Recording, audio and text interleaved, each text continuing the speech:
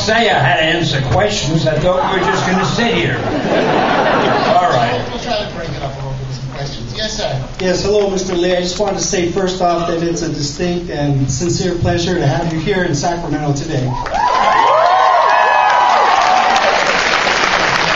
Pleasure to be in Sac. Is that where I am? Is it pleasure to be in?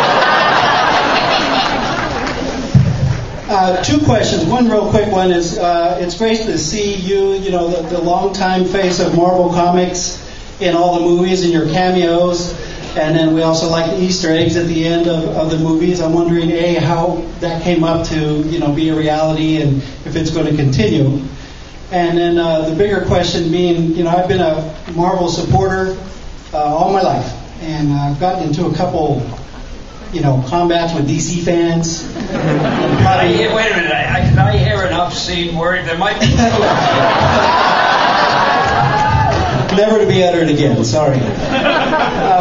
But, I feel like I've watched the Marvel company grow. Your question, sir, please. It's grown into such a huge empire. I'm wondering, from your perspective, from the early days to now, where Marvel's this huge empire, how does it feel to look at the impact you've had worldwide?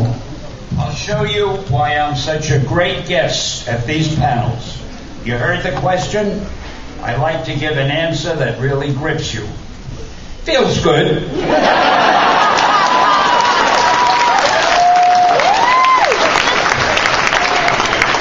I don't know what else to say. It feels nice. How many lines are there? Just the one. Next, please. Hi. So I'd say that it's a huge, huge honor. My question is, of all your villains, my favorite were the symbiotes, and I just wanted to know where you got the inspiration for those characters. He wants to know where the symbiotes came from, like Venom and Carnage and those kind of characters. I hate to tell you this. You didn't create them. I did not create Venom or Carnage. I forget who did. But they're two characters that I didn't create. And just my luck, they became well known. But I don't want to try to take the credit for something I didn't do, which I'm known for normally. But today's an exception. Thank you so much. Thank you. Next, please. Hi, I have a question in the Frankly Chat app from Daniel Watts. You created X-Men as an allegory about racism and prejudice, two human weaknesses that defined America in the 50s and 60s.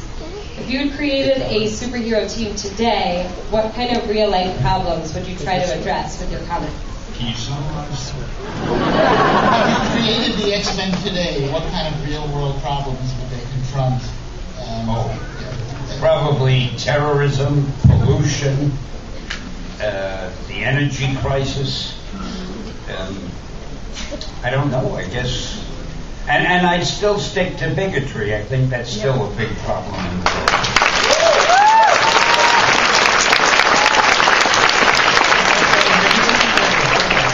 With one exception, it's perfectly okay if you want to dislike DC Comics. I'm only kidding, really. They're all friends of mine. Yes, sir. Hello, sir. I just wanted to ask you, what inspires you to create your stories and characters? What inspires you to create your stories and characters? Greed. I needed the money. It was a job. I got paid for it. My publisher would say to me, "Hey, Stan, the Fantastic Four is selling pretty well. How about coming up with another superhero?" Well, if I did and it sold, I could keep my job. If I didn't, I might get fired. Now you know the true answer. Thank you, sir. Thank you. Next, please. Hey, when I was growing up, my question, I just wanted to tell you something. When I was growing up, I didn't have a lot of people to look up to in the neighborhood that I lived in. And the people that I looked up to were your comic book characters. And it wasn't because of their powers or anything like that. It was because the qualities that they had as people. The people around me didn't have those same qualities. And I wanted to grow up to be like them, not to be like the people around me. And I feel like if I didn't have that, I don't even know if I'd be alive right now. The places that I've lived, I don't know if I would even be able to to be talking to you. So I just wanted to thank you for that. And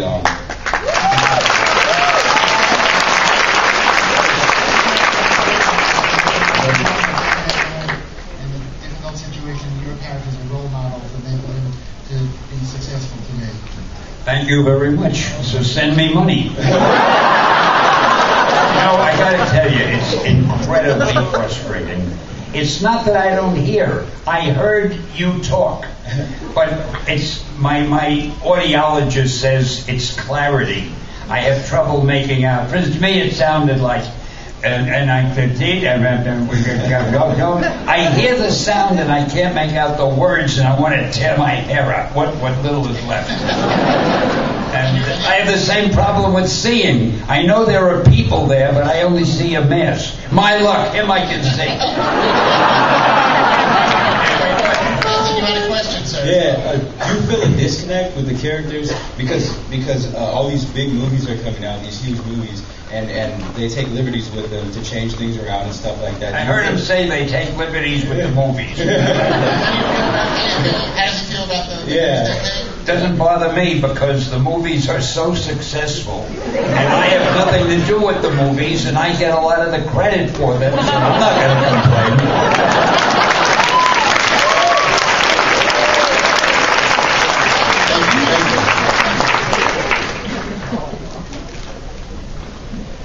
What is your favorite Marvel movie that you were in? My favorite. What's your favorite Marvel movie that you were in? Well, I tell you the truth, I liked them all. If I mention one, and the director of another one hears I didn't mention it, I'm finished. So I think they're all wonderful. My favorite is usually the one I have a biggest cameo in. First of all, Stan, I hope you feel better soon. Thank you. That I heard. I was wondering how your movie cameos came to be. How did your movie cameos come to be? What was the first cameo? I think it started with Bryan Singer, who did the X-Men, the first X-Men movie. He said to me one day, would I like to be in a scene? Well, despite the fact that I'm known for my shyness, I said, yeah, I'll be in a scene. I don't know if you remember the scene. There was a guy walking out of the water and everybody is staring at him. And one guy is selling hot dogs at the beach. And he's going like that, looking at, and that was me in a piece of acting that should have won an award. Thank you so much, Stan. I know there's more to the answer. I was going to say I must have done so well at that cameo that all the other directors said, why should Bryan Singer have all that luck and pleasure using Stan? So now they're all fighting for me. And if you believe that, I have a bridge and broken up. No, I never sold. I didn't even get to eat one of the hot dogs. Who's next? Another question from the Frankly Chat app from Brian. Stan, who is your favorite artist of all time? My favorite artist, what? Of all time. They're all so wonderful. The one I did the most work with, though, and the one who was the most successful, I guess, was Jack Kirby.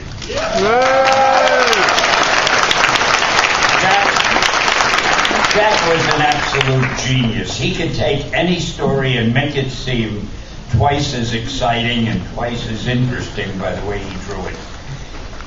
In fact, I was the luckiest guy in the world because all our artists were great. Ditko, John Romita, John Buscema, Gil Kane, Gene Colan. I mean, they all made my stories look better than they were. And I hope none of them hears that or they'll want to raise. They were wonderful. I mentioned Jack because he did the most with me. And Jack was an incredible artist. He would just take the illustration board and start drawing. He never made preliminary sketches. He just started drawing and the drawing was finished. It was as though it was all in his brain and he was just tracing it on the paper, what he had already drawn in his brain. We could do a whole panel about that, but we'll save that for next time. Thank you. Who's next? How you doing, Stan? Well, so far, nobody's thrown any banana peels at me. Great. Your big Did he say inspiration. wait?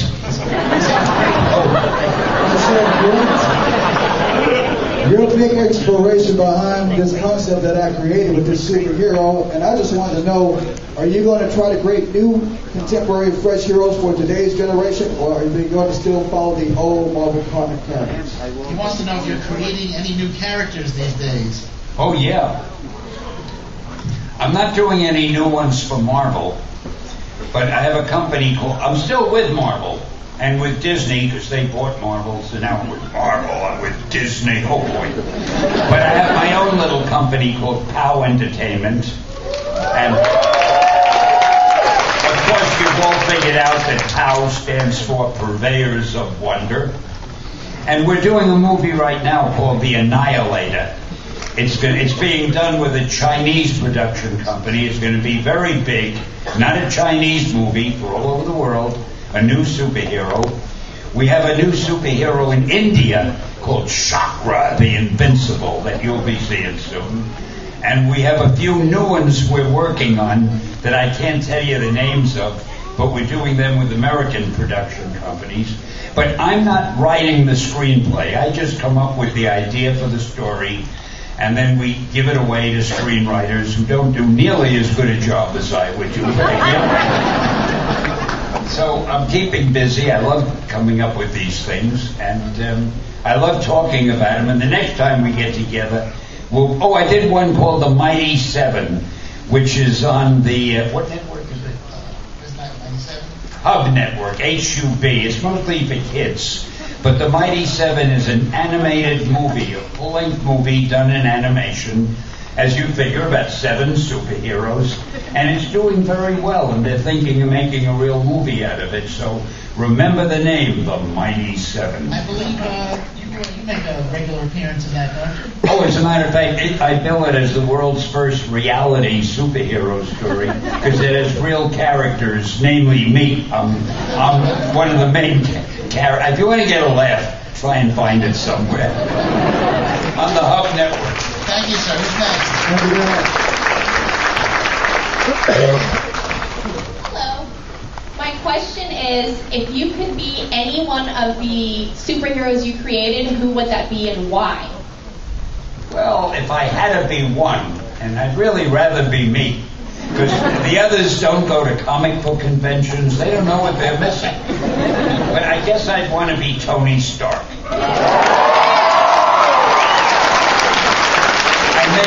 The guy is rich. He's handsome. The women can't keep their hands off him. I mean, who wouldn't want it? Zoe's got a bad heart. Big deal.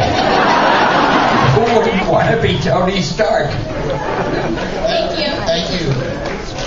Next, please. I just had a question. If you could have any of your comic book villains or characters in a movie now, which would you choose? Thank you. If you're any of the villains who haven't been in a movie yet, who would you choose? You know, I honestly don't. Oh, I guess the only villains that haven't been used that I can think of are in Doctor Strange. There was Baron Mordo, and then there was the Infinity. I don't even remember them all. Oh, and Dormammu. I get scared just saying the name. Now you know how it's pronounced. I never knew that was the pronunciation. Dormammu. Thank you. Thanks for being here. I wouldn't have remembered Dormammu. Wasn't there an adjective that came in front of it? The something. The dread Dormammu. I love adjectives. Thank you. Who's next? Hey, Mr. Lee. I hate to speak of blasphemy, but is there any DC character that you wish you would have thought of? Any DC character? That you wish you would have thought of? Well, I wish I would have thought of all of them. Then they Now, I guess the best one, because it started the whole thing, is Superman. The only thing wrong with Superman, they made the mistake. Actually, Siegel and Schuster didn't make this mistake. They just said he can run faster than a speeding train. and he can leap over tall buildings. They didn't say he was totally invincible and nothing could hurt him or kill him. But they got themselves into such a bind when you never worried about Superman. Bullets wouldn't hurt him, nothing could hurt him. So they had to invent kryptonite. And unless he's menaced by kryptonite, why are you bothering to read the stories? And I shouldn't be talking this way. Yeah, it's not fair. I mean, so they're not Marvel. Everybody can be Marvel.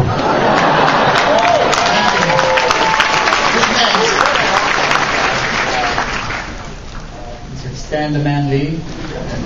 My name is Brian, and first of all, I just want to say thank you for creating all these great characters for us to look, to read about and to look up.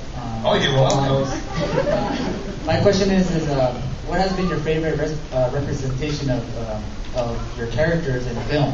Like, what has been like one that you saw? You're like, wow, that is cool. What's been your favorite film representation of your characters?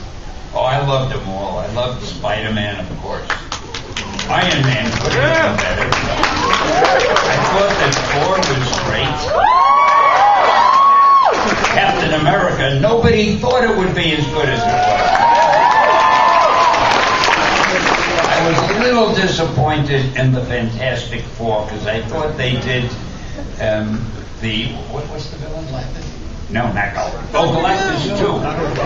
Dr. Doom, my favorite villain, I forgot his name. I thought they did Dr. Doom all wrong, and of course there was no way they could do Galactus, so the Thing was wonderful, though, in the end. And Chris, who played the burning guy, the Human Torch, he was so good that they made him Captain America. How that happened? All of a sudden, the Human Torch is Captain America.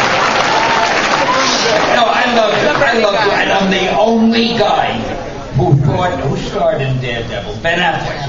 I thought Ben Affleck was good. I thought the story itself didn't work. They didn't emphasize. I always thought of Daredevil differently than the director of the movie did. And it didn't quite. Daredevil wasn't what he should have been. But they'll do another one, and they'll do it right, and you'll see it'll be a great movie. They're planning on how to do it. Oh, and they're doing Ant-Man. They're going to do the Black Panther. The Guardians of the Galaxy you know about. And they're thinking of the Inhumans. Doctor Strange. So eventually, you won't have to buy a comic book. Just buy a DVD or video, whatever you call it today. Well, don't worry, Affleck is DC's problem now, so.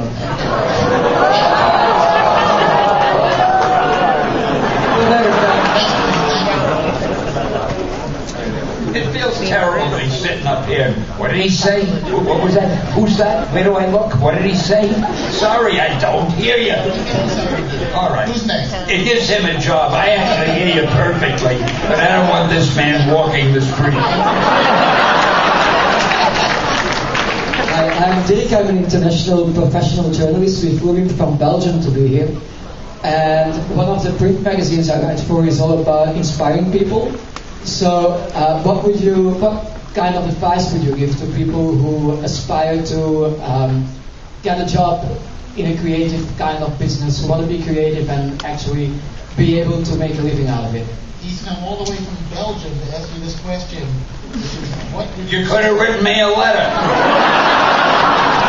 What would you say to inspire people who want to get into a creative field, but it's difficult to break in? What should they do? Well, that's one question I don't know the answer to. I have no idea. I got into it by luck. I heard I had a cousin who knew the owner of this publishing company and said there was a job open. I didn't even know what they did comics. They also did sport magazines and men's magazines and movie magazines. And I wanted to be a writer, so I knocked on the door. I said, yeah, there's a job open. And there was an assistant to Joe Simon and Jack Kirby, who were working as a team doing Captain America. And my job was to fill the inkwells. In those days, they dipped the pen in ink. And run down and buy them their sandwiches for lunch and erase the pages when they needed erasing. And little by little, I got into it, so it was a total accident. But I wouldn't know what to advise somebody. I would think, find out what it is you want to write the most, and find out who publishes or buys those kind of stories, and try to write a story that you think they would like and send it to them.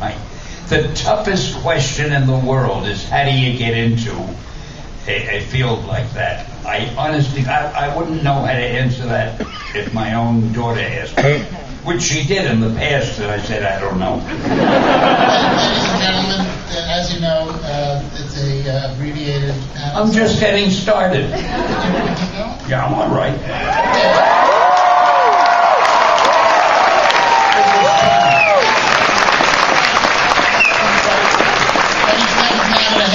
Overtime now, so.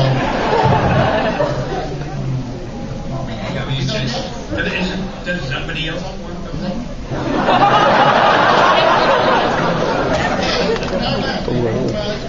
Okay, until they hand us off. This is easier than working, I'll tell you. Okay, next question, please. If all the superheroes you created, what would be the strongest out of all of them? Who's the strongest superhero for you? Well, probably a toss-up between Galactus and maybe the Hulk, who never can. You know, people used to say to me, if this hero and that hero had a fight, who would win? And I always used to give the same answer. It depends on who's writing the story. You see, these are fictitious characters. Sorry. Thank you. I'll pretend I didn't hear that. Who's next? Hello? Yes, sir. Pleasure to meet you.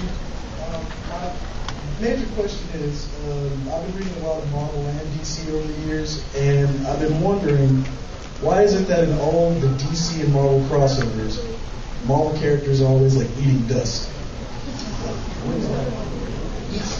His impression is that in all the Marvel DC crossovers, the DC characters seem to win over the Marvel characters. Why is that? Probably because I wasn't in charge of it. I didn't know.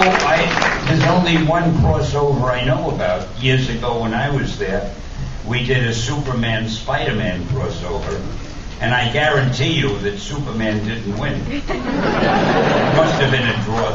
You're right, he didn't win. That's good. We have time for two more quick questions.